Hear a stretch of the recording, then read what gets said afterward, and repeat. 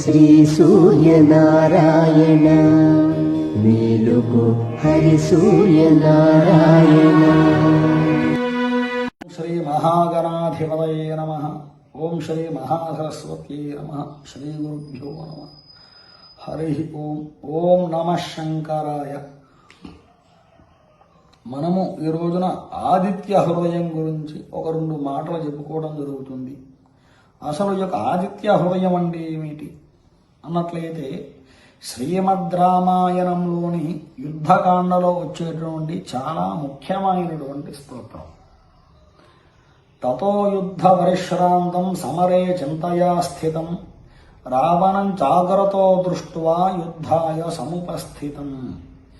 యుద్ధము చాలా సేపు చేసి అలసిపోయినటువంటి శ్రీరామచంద్రమూర్తికి ఎదురుగా మరలా కూడా యుద్ధానికి సిద్ధంగా ఉన్నటువంటి రావణును చూచి ఏ విధంగా విజయమును పొందాలి అని ఆలోచన చేస్తూ ఉన్నారట శ్రీరామచంద్రమూర్తి.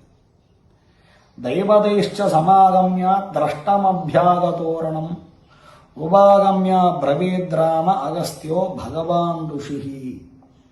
రామరావణ యుద్ధము చూచుటకు సకల దేవతామూర్తులతో కూడా కలిసి అగస్త్య మహామునులు వారు కూడా వచ్చారట. రాములు వారికి ఎదురుగా పోయి, ఓ రామ, ఇది కేవలం రామరావణ యుద్ధం కాదు, ధర్మానికి అధర్మానికి మధ్య గల మహాసంగ్రామం. అందుకే సకల దేవతామూర్తులు అందరూ కూడా ఈ యుద్ధాన్ని వీక్షించుటకు వచ్చారు. రామ రామ మహాబాహో శృణుగుహ్యం సనాతనం ఏన సర్వానరేణ వత్స సమరై విజయిష్యసి. ఆదిత్య హృదయం పుణ్యం సర్వశత్రు వినాశనం జయావహంజపే నిత్యం అక్షయ్యం పరమం శివం. సర్వమంగళ మాంగళ్యం సర్వపాప ప్రణాశనం చింతాశోక ప్రశమనం ఆయుర్వర్ధనముత్తమం. మహాబాహుగల ఓ రామ, నీకు ఒక సనాతనమైనటువంటి రహస్యమును చెబుతున్నాను, విను. ఈ యొక్క రహస్యము, నీవు శత్రువుల అందరినీ కూడా జయింపగలవు.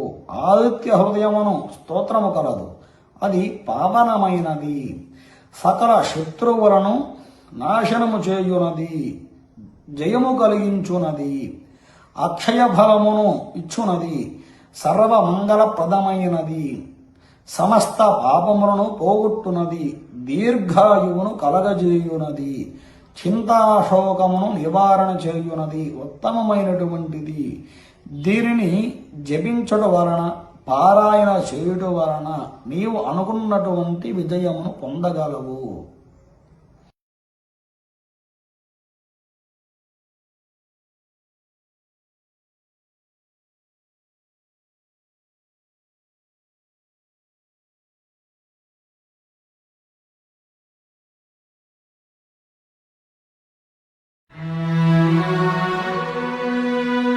శ్రీ మహాగణాధిపతయే నమః. ఓం శ్రీ మహాసరస్వత్యై నమః. శ్రీ గురుభ్యో నమః. హరి ఓం. ఓం నమః శంకరాయ. మనము ఈ రోజున ఆదిత్య హృదయం గురించి ఒక 2 మాటలు చెప్పుకోవడం జరుగుతుంది. అసలు ఈ యొక్క ఆదిత్య హృదయం అంటే ఏమిటి అన్నట్లయితే, శ్రీమద్ రామాయణంలోని యుద్ధకాండలో వచ్చేటువంటి చాలా ముఖ్యమైనటువంటి స్తోత్రం. తతో యుద్ధ పరిశ్రాంతం సమరే చింతయా స్థితం రావణం జాగ్రతో దృష్ట్వా యుద్ధాయ సముపస్థితం. యుద్ధము చాలా సేపు చేసి అలసిపోయినటువంటి శ్రీరామచంద్రమూర్తికి ఎదురుగా మరలా కూడా యుద్ధానికి సిద్ధంగా ఉన్నటువంటి రావణును చూచి ఏ విధంగా విజయమును పొందాలి అని ఆలోచన చేస్తూ ఉన్నారట శ్రీరామచంద్రమూర్తి. దైవతైశ్చ సమాగమ్య ద్రష్టమభ్యాగతోరణం ఉపాగమ్య బ్రవీద్రామ అగస్త్యో భగవాన్ ఋషి. రామరావణ యుద్ధము చూచుటకు సకల దేవతామూర్తులతో కూడా కలిసి అగస్త్య మహామునులు వారు కూడా వచ్చారట.